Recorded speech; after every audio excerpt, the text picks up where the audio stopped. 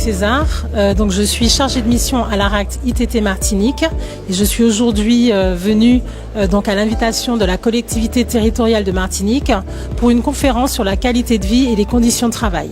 Il est important de mettre en lumière la qualité de vie et conditions de travail car nous serons amenés à travailler beaucoup plus longtemps et donc il est important que l'on puisse ensemble trouver des pistes, des actions à mettre en place, de comprendre ce que c'est que les conditions de travail pour pouvoir pleinement se réaliser, mettre en place une feuille de route, des actions qui vont être appuyées par la QVCT et puis que tout le monde puisse connaître ce que c'est que la QVCT. Alors pour moi la QVCT c'est de pouvoir venir travailler en toute sérénité, de pouvoir me sentir en sécurité dans mon environnement de travail et pouvoir avoir du sens dans ce que je fais. C'est un ensemble de dispositions, d'actions qui doivent être mises en place dans l'institution ou dans l'entreprise afin d'améliorer le quotidien des agents, gagner aussi en performance au niveau de l'administration. Je pense à une action qui est très globale, mais qui pourrait regrouper tout ce qu'on peut vivre aujourd'hui.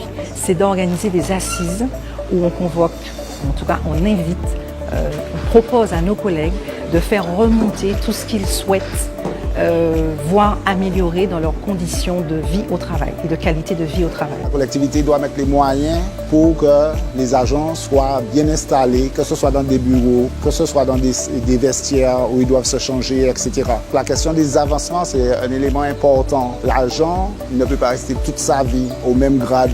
Il doit être informé, il doit progresser comme le dit la loi. Et c'est un élément qui participe à son bien-être. La formation du manager, il doit mettre à la fois de la bienveillance et constituer une équipe solidaire pour l'action publique.